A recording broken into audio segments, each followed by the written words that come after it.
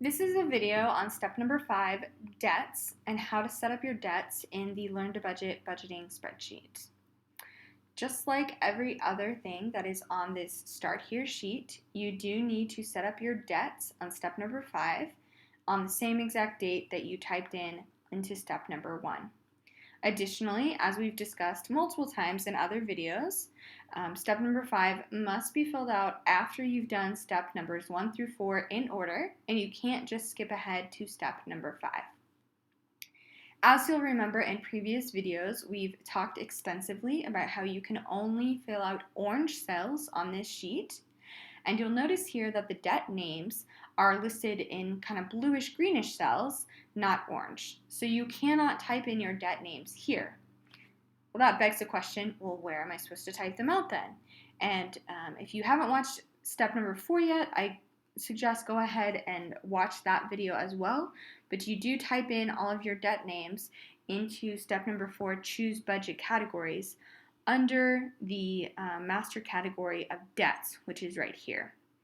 So you'll see I typed in all of these debts, American Express, Fed Loan, Sallie Mae, Toyota, debt to parents, under debts here, and those automatically appeared here. I did not type these in because, again, those are teal, greenish gray cells, and I cannot type into greenish gray.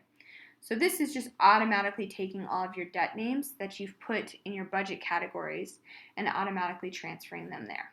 So once you get to step number 5, your debts are already going to be listed here without you typing them because you've already put them in step number 4. So in this section, all you need to do is fill out the amount owed, the minimum payment, and the interest percentage for each one of the debts that you have. Pretty simple, right? So I'm just going to make up numbers for all of this, but the important thing here is that you actually fill out every corresponding cell to every debt. You can't leave anything here blank. So let's just say I have that much that debt. Unfortunately, I have a lot of student loan debt. Let's say this one is smaller. And a car payment. Well, the amount I still owe is, let's say, I don't know, $4,032. And my parents are so great, and they let me borrow $1,500. All right. And then let's put in the minimum payments that we have for each one of these.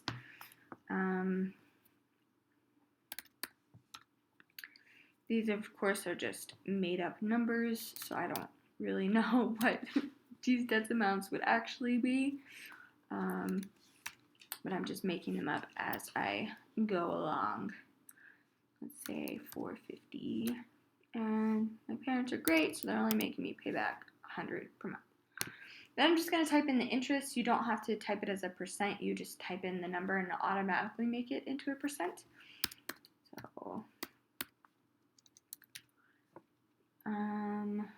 let's see, how about 5.4, 4.5, 2.2, and 0. All right, so I've typed in the amount I owe today, not my starting amount, not the initial amount, the amount I owe today, meaning the date that I started this budget, which I typed into step number 1. You type the amount you owe today.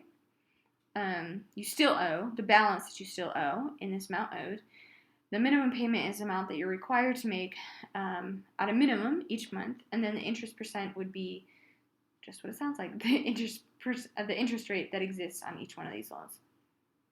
Right here, you'll notice that the total amount of debt that you have is going to automatically calculate itself. You do not type into this cell because it's a pink cell and we can only type into orange cells. But that's all you have to do for debts. We're almost done with the setup sheet, so the next video is going to be the final step of the setup sheet with step number 6. So I'll see you at that video.